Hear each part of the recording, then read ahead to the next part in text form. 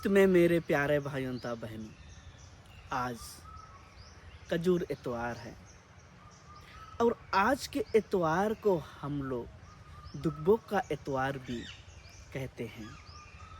आज के इतवार के बाद हम लोग पवित्र सप्ताह में प्रवेश करते हैं। आज के दिन हम लोग मुख्य रूप से दो बिंदुओं पर मनन चिंतन करते हैं। पहला, प्रभु यीशु का यरूशलेम में प्रवेश करना। दूसरा, प्रभु यीशु का दुख भोग। पुराने जमाने में राजा महाराजा लोग कहीं भी जाते थे तो घोड़े पर सवार होकर जाते थे। घोड़ा युद्ध का प्रतीक है, लेकिन आज हम लोग देखते हैं प्रभु यीशु गधे पर सवार होकर यरूशलेम मंदिर में प्रवेश करते हैं। गधा शांति और विनम्र का प्रतीक है। प्रभु यीशु शांति के राजकुमार हैं। वह इस संसार में आए शांति स्थापित करने के लिए। जी हाँ मेरे प्यारे भाइयों तथा बहनों, जकरिया का ग्रंथ अध्याय 9 पद संख्या 9 में हम लोग देखते हैं, वहाँ वचन हमसे कहता है, सियोन की पुत्री आनंद मना, यरूशलेम की पुत्री जयकार कर। देख तेरे राजा तेरे पास आ रहे हैं। वह न्यायी और विजयी है, वह विनम्र है। वह गधे पर, बछड़े पर, गधी के बच्चे पर सवार हैं। हम लोग देखते हैं प्रभु यीशु गधे पर सवार होकर यरूशलेम मंदिर में प्रवेश करते हैं।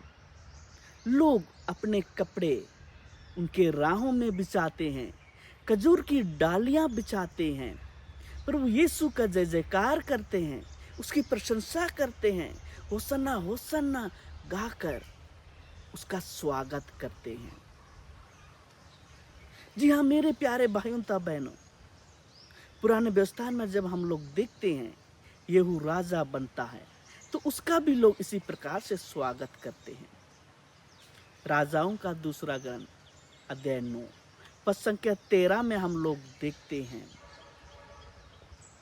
लोग अपने कपड़े उनके पांव के नीचे के सीढ़ियों पर बिछा देते हैं और सिंगा बजाकर चिल्लाकर कहते हैं, यहू राजा है। जब लोग प्रभु यीशु का जय जयकार कर रहे थे, उसकी प्रशंसा कर रहे थे, होसन्ना होसन्ना चिल्ला रहे थे, लोग खुशियां मना रहे थे, प्रभु यीशु को राजा मान रहे थे। लेकिन प्रभु यीशु जानते थे कि उनके साथ क्या होने वाला है।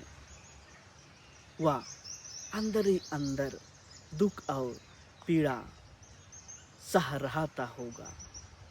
जी हाँ मेरे प्यारे भाइयों तथा बहनों, हम लोग देखते हैं किस प्रकार से प्रभु यीशु को अपमानजनक मृत्यु मिलती है। लोग उन पर कोड़े लगाते हैं, उनको कांटों का मुकुट पहनाते हैं और कलवारी पहाड़ पर, क्रूस पर उसको दर्दनाक मृत्यु देते हैं। जी हाँ मेरे प्यारे भाइयों तथा बहनों, प्रभु यीशु शारीरिक दुख पीड़ा से अधिक आंतरिक दुख पीड़ा से पीड़ित हुए हैं। प्रभु यीशु को इस दुख की परिस्थिति में, इस शोक की परिस्थिति में सब कुछ छोड़ दिए वह अकेला रहे। इस शोकमय यात्रा में कोई उनके साथ नहीं था। उनके अपनों ने उन्हें त्याग दिया, सब छोड़कर भाग गए। यूदास प्रभु यीशु को उसका चुम्बन कर प्रभु यीशु को पकड़वाए।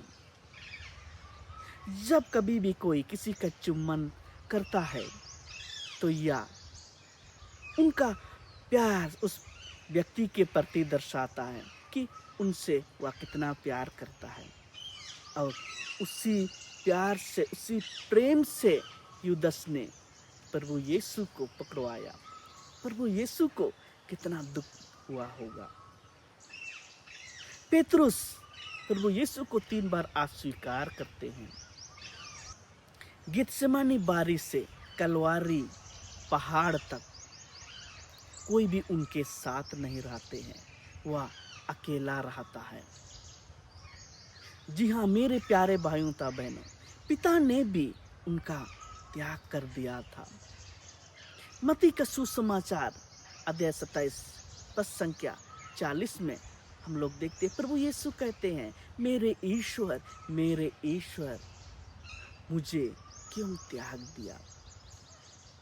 गेत्सेमानी बारी में जब प्रभु यीशु की प्राण पीड़ा हो रही थी, उस समय प्रभु यीशु पिता से प्रार्थना करता है, पिता यदि आप चाहें तो यह प्याला मुझसे हट जाए, लेकिन मेरी नहीं आपकी इच्छा पूरी हो। प्रभु यीशु इस संसार में आए पिता की इच्छा के अनुसार, पिता की इच्छा पूरी करने के लिए, और उसने पिता की इच्छा पूरी किया। जी हाँ मेरे प्यारे भाइयों ता बहनों, आज हमारे लिए मनन चिंतन करने की आवश्यकता है कि हम किस भीड़ में हैं।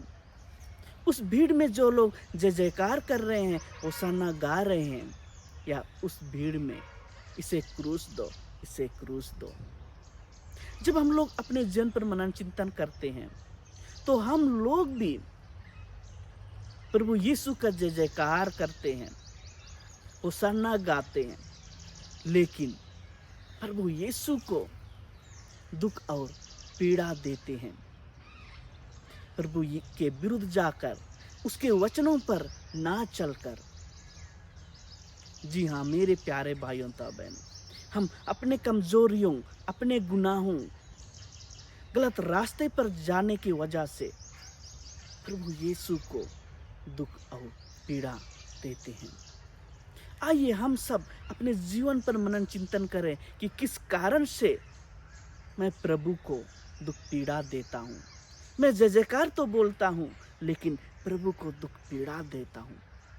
इस पर आइए हम लोग मनन चिंतन करते हुए अपना क्रूस उठाकर हम भी प्रभु के साथ कलवारी पहाड़ की यात्रा करें। सबों को जय यीशु।